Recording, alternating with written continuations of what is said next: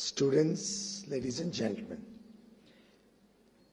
I think the nation is in a hurry, just like I was in a hurry to come to the podium.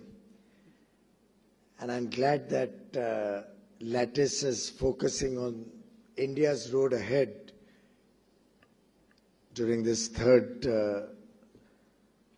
engagement that you're having between academics, between students and industry. Of course, as I was driving into the IIM, one of your colleagues told me that last year Mr. Suresh Prabhu, former rail minister, was here for this program.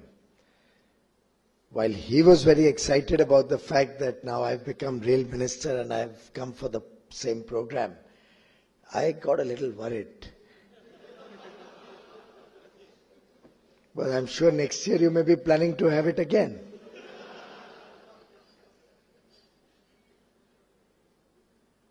But IIM has had such a rich history of turning out wonderful professionals.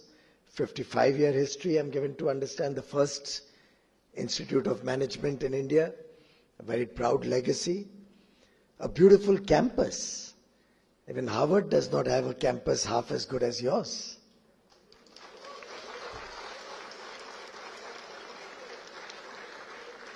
And I've asked my colleague to try and get me a Subway sandwich which I can eat on the way back.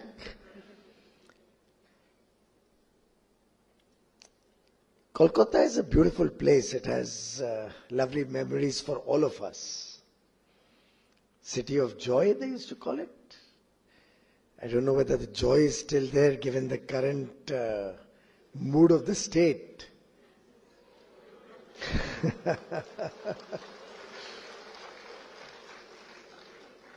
But I remember all through my childhood, we used to look up to Calcutta as that place where all the youngsters can go and have fun and really live it up. And I do hope all the students who've come from outside West Bengal or Kolkata use this opportunity to really look at a 360-degree experience of Kolkata, because it's a beautiful place. It's a city which has so many firsts, so many things. Of course, it was the national capital before Delhi became the capital for strategic reasons when the British moved there. But so many firsts in your city. The first passenger train in eastern India from Hooghly to Howrah. In fact, State Bank, where I was a director, has its headquarters and registered office here. We used to come here every year for our annual board meetings. The first metro started here more than 33 years ago. So it's not as if India has not been able to keep pace with time. But sadly, India has not been a nation in a hurry for a long time. And therefore, this new India that we are all envisaging is a nation which is looking to transform itself over the next 5 years. Just like between 1942 and 1947, 50 years ago, 75 years ago, India got independence, but the real foundation of that was on 9th of August 1942 in my city of Mumbai, when the Quit India movement was launched. And just like from 1942 to 1947, you saw India and the Indian independence movement transform us from a colony to an independent nation. I do hope and believe the next 5 years, from 2017 to 2022, will help transform our nation, our beloved nation, to meet the needs of 1 billion plus people, to make it a society which is amongst the developed nations in the world. As Honorable Prime Minister said from the ramparts of the Red Fort on 15th of August 2017, many of you may not have heard it, because I don't know if IIM students get up so early in the morning at 7:30. But if I may be permitted to quote from Prime Minister Modi's exposition of what he believes is the new India, what he believes is the emerging India, what is that transformation that each one of us look forward to? And I quote, "New India, where the poor would have houses and access to water and electricity, where farmers would be free from worry and would earn twice of what they earn today. Youth and women would get ample opportunities to fulfill their dreams. An India free from terrorism, communalism, casteism, corruption and nepotism. And an India which is clean and healthy." And I think that's the dream that each one of us has. That's the dream that India has. And that's the dream that each one of us will together, I am confident, succeed in fulfilling. And as President Ramnath Kovind ji, when he assumed office, said, this vision cannot be translated into reality. This dream cannot be fulfilled. This commitment cannot be met, but for the support of 125 crore Indians. Until we all participate in making this a national movement and we all collectively contribute to preparing India to achieve its true potential, this mission cannot succeed. And if at all I have come in here today to Kolkata, it is only to appeal to all my young friends, to each one of you, that you have to be the torchbearers, you have to be the principal players who will make this dream happen, who will help transform India into a country where every citizen has shelter on his head, has 24 hours electricity, drinking water in his home, a good toilet, access through good roads, quality education in his vicinity, health care for his parents and children, so that never again do we have to watch on television a citizen of India having to carry a family member on his shoulder in a neighboring state of Odisha for kilometer upon kilometer to reach the nearest access of good health care. It's a matter of shame for the nation collectively that 70 years after independence, we still have millions suffering from malnutrition. Our quality of education doesn't take us beyond probably the last 5 ranks in the last ACER study. Our World Bank rankings in a variety of areas, despite significant improvement in the last 3 years, is still abysmally low. We are still a nation where millions of educated unemployed can be found. We are a nation where corruption has seeped into literally into the DNA, right in almost every aspect of life. And that, my young friends, is something we need to change. And I personally am convinced it can change. I remember when I was given the Coal and Power Ministry in 2014, a lot of editorials were written, a lot of articles were written. Wherever I went, people almost sympathized with me. People almost had words of caution for me. My God, you've got the worst ministry of them all and you're in trouble. But at the end of 3.5 years, I'm not satisfied as if I've achieved everything I wanted to.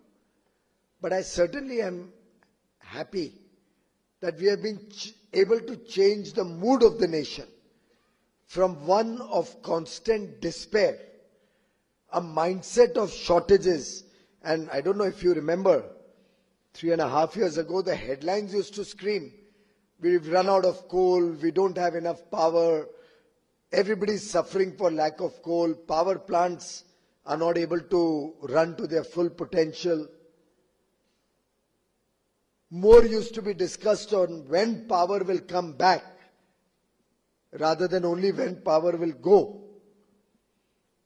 And I'm delighted that we have been able to move from that mindset of shortages or perennial discomfort to a situation where over the last, save and except the last 1 month, because of certain reasons, we've suddenly got a huge demand for coal.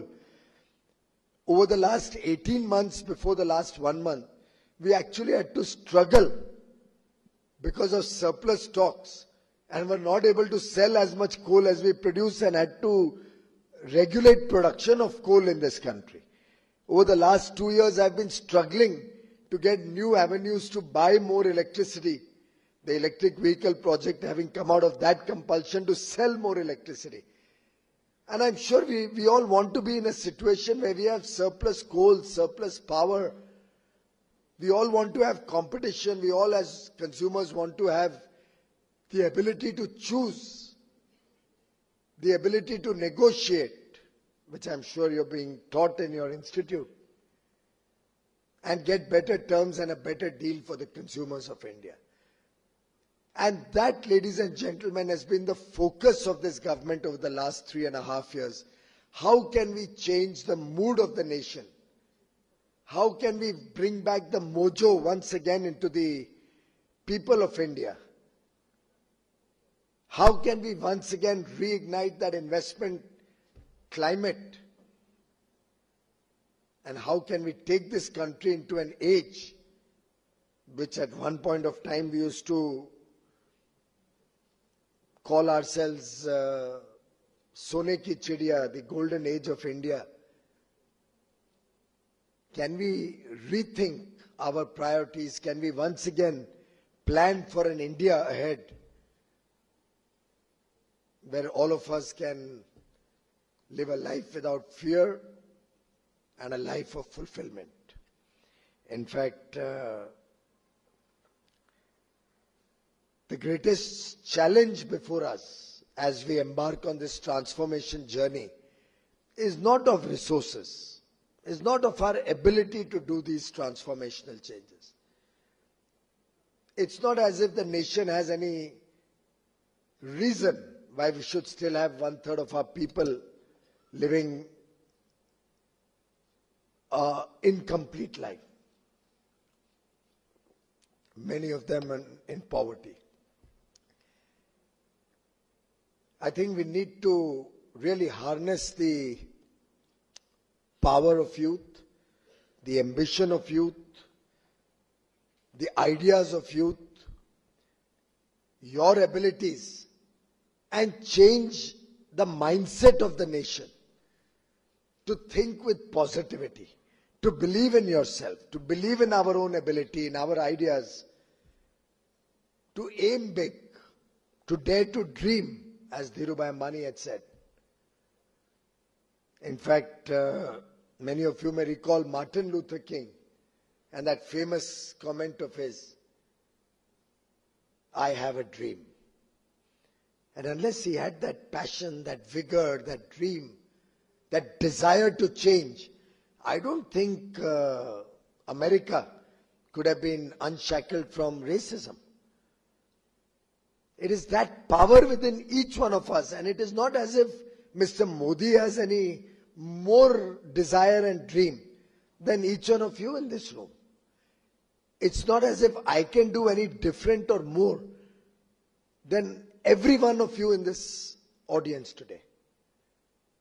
It's only the collective wisdom and the collective effort that can then have transformational results. And I've come to really appeal to each one of you. And I'm actually delighted that many of you are from this PGPEX program where you've spent a few years and then come in to do a 1-year program. I myself actually started my executive education at Harvard in 2013, did my first module, but unfortunately could not go back for the second module in 2014. But I'm technically still a registered student over there. And they promised me that they'll allow me to come and complete my program. And I promise you, I learned a lot in that first module. And I'm putting that to good use in this opportunity that Prime Minister Modi has given me. Particularly the power to negotiate, the ability to negotiate better. Otherwise, possibly we wouldn't have been able to bring LED pricing down by 87%. Otherwise, possibly we couldn't have devised mechanisms to increase production so quickly, to increase generation of electricity so quickly. Possibly we couldn't have aimed so big, but for the power to negotiate, because life is all about negotiations. You are negotiating with your wife, your children are negotiating with you, you are negotiating with your professors, citizens are negotiating. Well, one can negotiate even with the constable who catches you breaking a signal. But otherwise, we are all in negotiation in our life. And I think that must be certainly one of the subjects you are learning.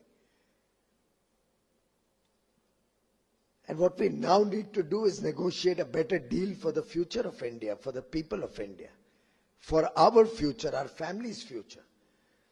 And I'm particularly delighted to be amongst you as you do your relearning or retooling yourself. Because as they say, never be afraid to try something new. Remember, amateurs built the Ark.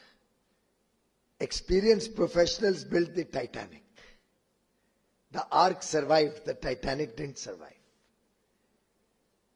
It's only when you embark on new things, it's only when you are willing to explore uncharted territories,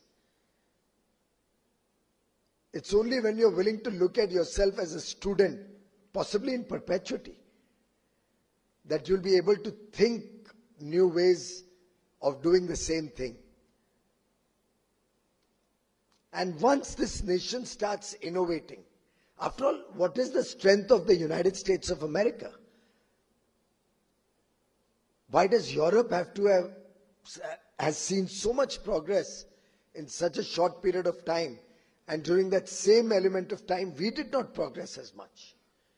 Japan and India, look back at 1947-48, and we can't blame it only on our population, particularly in reference to Japan and the density of population and the lack of natural resources in Japan. So it's not as if they are made any differently than us. It's not as if others had better opportunity than us. India has all the ingredients to make us a superpower, to make us a developed nation. What's holding back India is us, is our ability to look differently, to think differently, to be bold, to innovate, to try out new things. And that, ladies and gentlemen, is what this government over the last 3.5 years has been focusing on, creating a solid foundation, a framework on which the Indian future can rest, a framework which is honest, a framework which will have zero tolerance for corruption, a framework which will have an enabling and regulatory program to ensure that we can attract the best of talent back to the country, we can attract best of technologies, we can attract investments, a framework which provides equal opportunity to all and not where there is favor for a few. And each one of you is going to be the champion of change. We recently had an interaction with about 400 young entrepreneurs, young CEOs, startups. The Prime Minister and some 12, 14 colleagues of his, interacting with them in 2 batches of 200 each.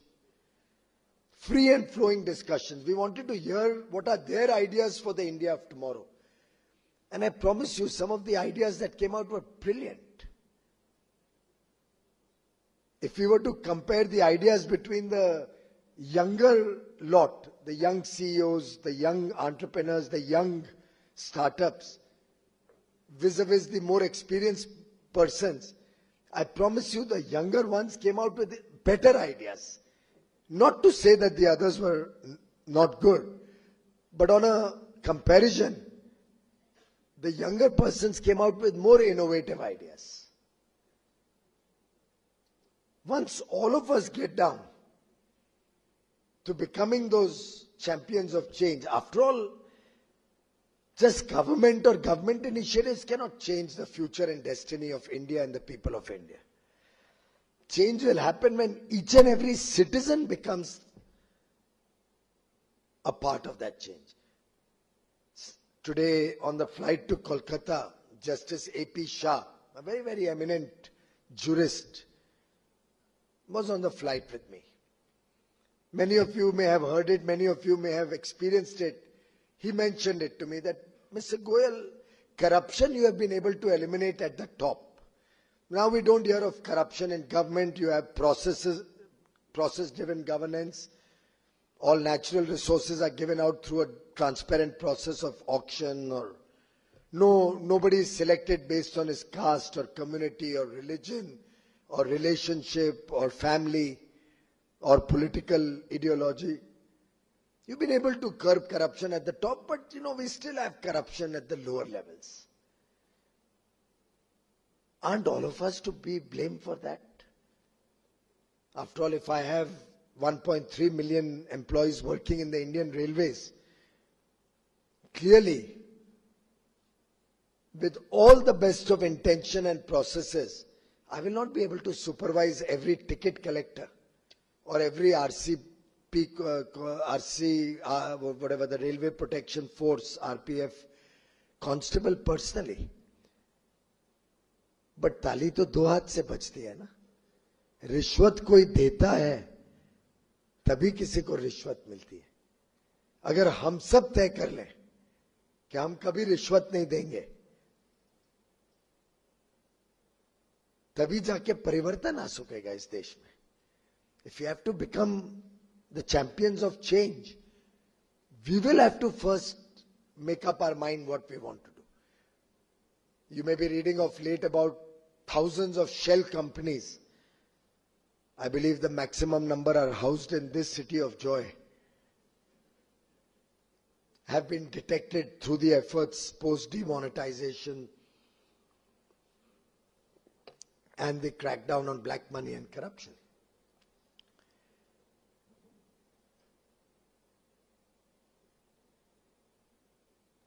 Now, Prime Minister Modi, when he was mentioning and talking to the chartered accountants on 1st of July, which is Chartered Accountants Day, on my request, he had agreed to address them. It was also the day GST was being launched, which was a milestone. It's probably the biggest reform ever embarked anywhere in the world at the scale at which it's being done in India. And when he accepted to come there 1 or 2 days before the program, he called me up. And he said, Piyush, I want to speak my mind to the chartered accountants. I said, please do. I don't know if any of you heard his speech on 1st of July at the Indira Gandhi Stadium. It was a chartered accountants program where students who were CA students were also invited. Indira Gandhi Stadium is a big stadium. It accommodates more than 20,000 people. When the SPG, Special Protection Group, which looks after PM security, went there 2 days before the program, they hit their head and told the CA Institute officials, they said, guys, please organize some buses and get some people to fill up these large stadiums, because you guys are not going to be able to get 20,000 people to come in this stadium.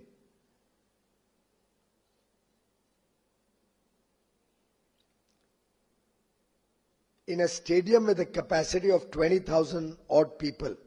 And the audience was only CAs and CA students, mind you. And there are many CA students. Across the country, we have about 1.2 million students pursuing CA.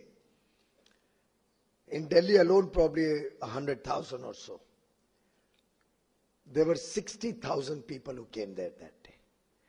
The stadium was full, packed to capacity. We had to open a wrestling stadium in the vicinity of the IG stadium. About 20,000 people we filled up over there who watched it on a screen. We had put up a screen just for an overflow, potential overflow. And there were about 15 to 20,000 people outside the gates, which had to be barricaded by the police, because there was no way they could allow them to come in with full packed stadiums. And will you believe it if I tell you that every time the Prime Minister would appeal to the CAs not to indulge in corruption, not to allow such shell companies to come in, to help us crack down in black money, the whole stadium, which was largely CA students, young boys and girls, would reverberate with enthusiasm and claps. The youth of India today does not want to do business the way our fathers and grandfathers and forefathers did. They want an honest India. Young India today doesn't want to have two sets of account books. Ye kacha khata hai, ye pakka khata hai.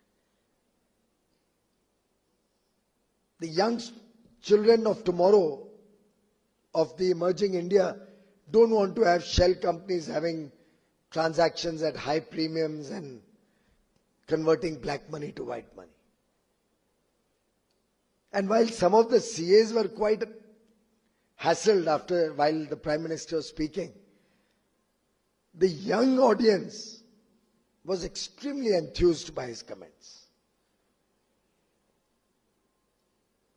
I remember on more than one occasion I have appealed to the CAs that if every chartered accountant made a pledge and decided I will not bribe anybody, I will not help anybody fudge accounts, we 250, 300,000 chartered accountants alone can transform India into an honest country. Just 250,000 CAs across the country. And similarly, if all of us young professionals in this country, and I don't think there'll be a single company of size, scale and repute in the country, other than the government companies possibly, where you won't have alumni of IIM, Kolkata, Bangalore, Ahmedabad, etc. Not a single company, I would believe, in the country. And you have all excelled all over the world, wherever you all went. Can we not have that same excellence in our own Indian companies, in our own Indian atmosphere? It's possible. And I'd urge you to look at the track record of the last 3 years. In every area, what transformational initiatives have been taken to bring transparency to governance, to remove and eliminate potential avenues of corruption. How projects have been scaled up. I don't know what is used in the IIM campus, but we have promoted LED bulbs. Now, LED bulbs are good for the country because not only do they save energy, thereby helping consumers reduce their electricity bills, but they also reduce carbon dioxide emission because energy consumption and therefore generation falls. And by the way, every unit of electricity you save is equivalent to 1.3 units of energy produced, considering the large amount of wastage and T&D losses, AT&C losses, power theft. Until 2013-14, India, we had a company called Energy Efficiency Services Limited. It's a government-promoted company. It had a turnover of 35 crores in 2013-14. It was buying 7-watt LED bulbs at 310 rupees each, plus taxes, distribution, marketing, all those costs. Therefore, the LED bulb became so expensive that government had to give a 100 rupees subsidy. And even with that, they were only able to sell 6 lakh bulbs in a year. 6 lakh bulbs in a year. 7-watt bulb, 310 rupees. You must have heard about Prime Minister Modi's comments more before the election, when the Gujarat model of governance used to be discussed, about speed, scale, and skill. We brought that into this program. We made a target that in the next 4 years, from 6 lakh bulbs per year, we will ensure that India changes 77 crore bulbs to LEDs over the next 4 years. We made that in 2015. We are now 2.5 years into that program. You'll be happy to know that ESL alone in the last 2.5 years, from 6 lakh a year, in the last 2.5 years has sold 26 crore LED bulbs. The private sector sold another 41 crore. 67 crore LED bulbs have been sold only in the last 2.5 years. And you know the price, what used to be purchased at 310 rupees for a 7-watt bulb, we now procure 9-watt bulbs, 30% more light illumination for only 40 rupees. 87% reduction in price. By the time we sell it to the consumers, it's probably 65 rupees or thereabouts. The payback, the savings in your bills gives you a payback, at least for people in this room, probably of 2 months. Because your electricity bills consumption would be on the higher side. 2 months it pays back, and then it has a life of 5, 7, 10 years.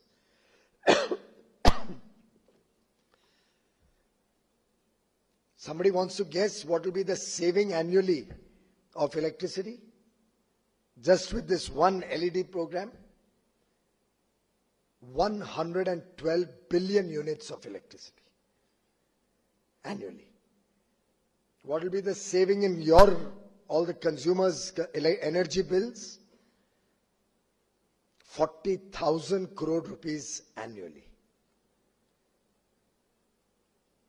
When all the bulbs in India changed to LED, we would not have spent more than 10,000-12,000 crores, maybe 15,000 crores, for replacing all the bulbs and tube lights in the country. Maybe not even that much at these prices, I think not even 10,000 crores. Under 10,000 crore investment, annual saving of 40,000 crore rupees. Carbon dioxide emission falls by 80 million tons because of this saved energy. And we'll avoid a peak demand of nearly 22 gigawatt, which means we save 1,40,000 crores of investment to set up that much more energy capacity or generating capacity. Just one single program, reflecting the speed and scale. What was sold 6 lakh in a year at 87% lower prices is now sold 6 lakh in a day, every single day. And ESL, which did 35 crore turnover in the year 14, by 2019, in 5 years, of which the first year we didn't do anything, I was still getting the ropes of the work, we'll do 10,000 crore rupee turnover. I hope some IIM Kolkata graduates think of joining that company. It'll be the fastest roll-up. You tell me a private company with this kind of a roll-up, scale-up, with prices falling 87%, turnover going up from 35 crores to 10,000 crores. They're doing other things also now. Energy efficient agricultural pumps, audit of buildings to convert them to efficient buildings, etc. But I gave this example only to reflect the scale and the skill with which these programs are executed speedily. Just to reflect the mindset of change that is possible in the new India of tomorrow, which each one of you has to implement. Policymakers can be enablers. We can run a few programs like this. But each one of us has to think differently. I've just been given charge of railways. Accidents has been in the news. I had a review meeting day before yesterday where some decisions were made. Almost 21 major decisions were made related to safety. 3 or 4 of them I gave out in the press also. Unmanned railway crossings. We've had this story for years and years. Even now, Railways has a plan that over the next 3 years, they'll eliminate unmanned crossings. Now I'm arguing with them. Actually, I'm negotiating with my team in Railways. Why it can't be done in 1 year? There are about 5,000 of them left. Why can we not do it in 1 year? Such a large infrastructure. 5,000 places, and we all know what a level crossing is like. Needs a barricading, needs a prefab structure where a man can sit, needs telecommunication, and we have RailTel optic fiber all across the railway network. Period. Probably the investment in all of this in 5,000 locations, when done together, will also bring down the cost on every location because of economies of scale and speed of execution, just like happened in the LED program. I think if we spend maybe 300-400 crores, we would have rid India of probably 30-35% of cause of accident. So all the accidents that take place, 30-35% of them are because of unmanned crossings, can be eliminated in a year at a very low investment. Why should we wait for time to implement this? One of the causes they told me is there's a shortage of rail track to execute speedily all the safety requirements. I said we should float global tenders and get more material in. How can we compromise on safety? Expedite the process, have transparency, allow people internationally to compete so we get the best of prices, and bring in more equipment and bring in more goods or rolling stock. And let's focus on safety. And during the meeting, it struck me that I can possibly delay some new projects by 2 or 3 months till the new tendering process and new purchases. Use whatever stock we have, divert it from new lines also to the repairs for the next 3 months or 4 months. Make up for it later through procurement of additional material. But try and reduce the risk to my passengers. You'll be amazed. How do we check the railway lines? There's a linesman who walks along the track and he uses something with which he checks the track. And by the sound of it, he knows whether there's a fracture or it's okay. And his mandate is to do 6 kilometers every day.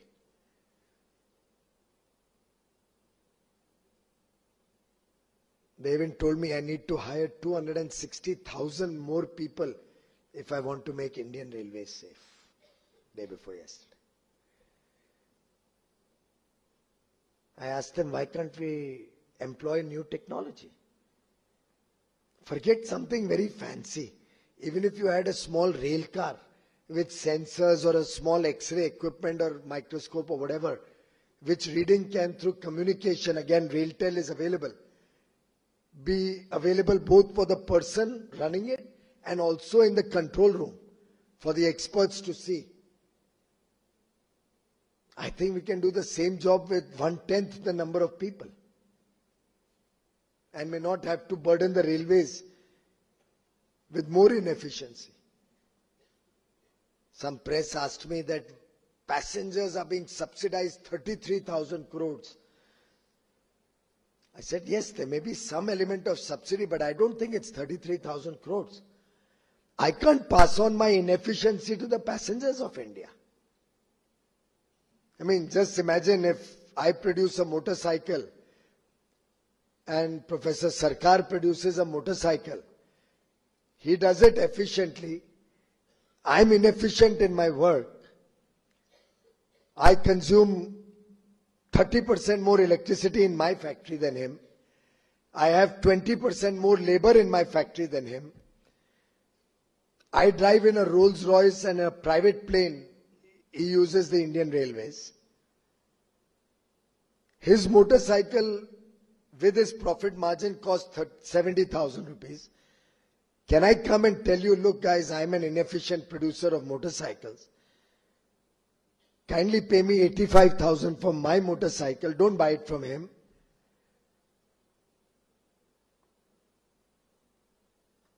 And can I expect any consumer to pay me 20% more for that motorcycle just because I'm an inefficient producer of that product or service? Or will I have to set my house in order and compete with them and offer something to you at 68,000 so that I can take away market share from him? I think simple management principle which you are all being taught here. And that is what we need to bring into the working of government. Simple management techniques. After all, if at all there's been a turnaround in the last 3 years, Prime Minister Modi has only and only employed simple management tools that each one of you learn in the working of government. I don't know if you're aware, when he took charge as Gujarat Chief Minister, are you aware what was his first stop? IIM Ahmedabad. The entire government, all his ministers and the then Chief Minister 16 years ago, went to IIM Ahmedabad and literally took classes. When I became Power Minister, my second day in office I had flown down to Ahmedabad. Not to IIM, but to meet with the officials of Gujarat power companies. Because in 2.5 years they turned around Gujarat to a 24/7 surplus power state. And all that is required is to bring simple management techniques into government. What are those management techniques? Do a root cause analysis so that you do your work smart. I could not have solved the power problem unless the coal problem was solved and there was adequate coal going to the power plants. If we go even further into root cause analysis, possibly I couldn't have done half as much as I think I did. You all are the best judge for that. If Prime Minister Modi had not done a root cause analysis and kept coal and power under one ministry, which was the need of the hour at that point of time. And frankly, yesterday we were assessing why he kept coal and railway under one ministry today. Because the power coal integration has already given results. Now we need railway and coal to work together. And today I did a review with coal and rail officials before I came here. And the first slide they showed was Coal India plus Rail India is equal to New India. So you do a proper root cause analysis. You prioritize your mission, your program. Bring in accountability. Monitor the progress of your work. Hold people responsible,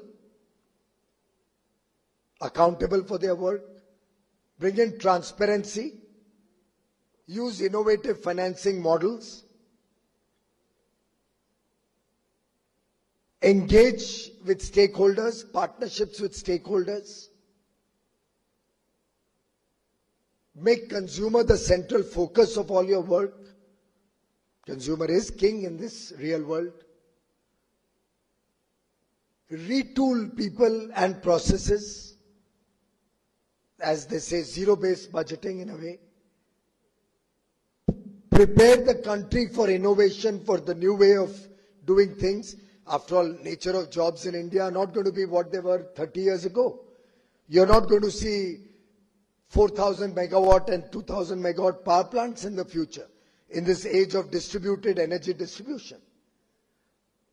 You're not going to see large factories giving kind of organized labor jobs. You're going to see startups. You're going to see young entrepreneurs. You're going to see innovation. Artificial intelligence is going to be the order of the day. 3D manufacturing will come in instead of large plants manufacturing products. Electric vehicles will probably take over from diesel and petrol vehicles, not only saving us precious foreign exchange, not only saving the cities and India from pollution, but also bringing down the cost of transportation. I don't know if you know, a combustion engine in a diesel car or a petrol car has 2,000 moving parts. An electric engine has less than 20. So much less maintenance, so much less repair, so much more life of that vehicle. So the new age of India, which is emerging, is going to be something completely new. A new way of doing things.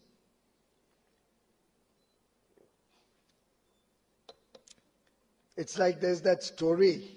And while we are doing all this, the country's engine has to keep moving. It's not as if I can say, okay, stop everything. Now we'll retool, we'll reskill, start afresh, and then we'll restart in a new way. Everything has to be done while the engine is moving. And there's a small story around it. It's like a mechanic and says to a surgeon that while both are doing the same job, a mechanic and a surgeon, they're fixing problems in a very complex structure. A surgeon is probably doing your heart surgery. It's a very complex structure. A mechanic is working on a large machine. It's a very complex machine. But the surgeon gets paid 10 times more than the mechanic. And the mechanic asks the surgeon, I check how it's running. Open it up. Fix the valves. And put it all back together so it works as good as new again. We basically do the same job. Why you paid more than me? And the surgeon gently smiles and replies, try it with the engine running. And that, ladies and gentlemen, is the job at hand for us.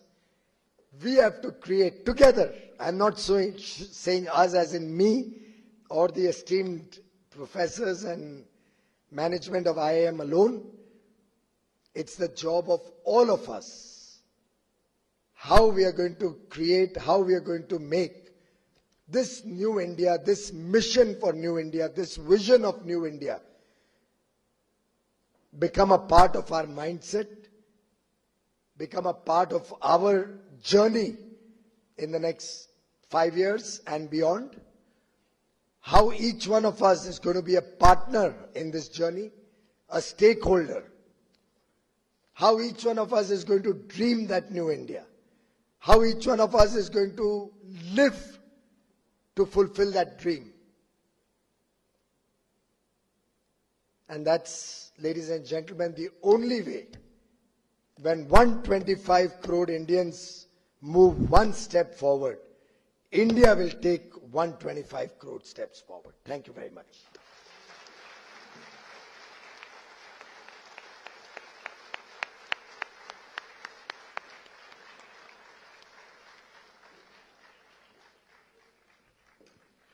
Thank you, sir.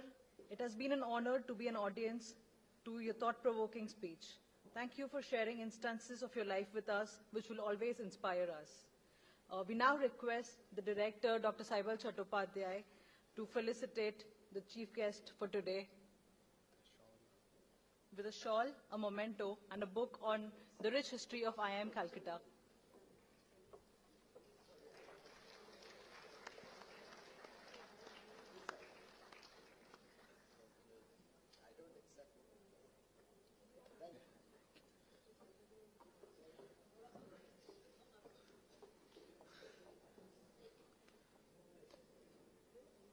Now, may I please call upon Sri Uttam Sarkar, Dean, New Initiatives and External Relations, for the vote of thanks.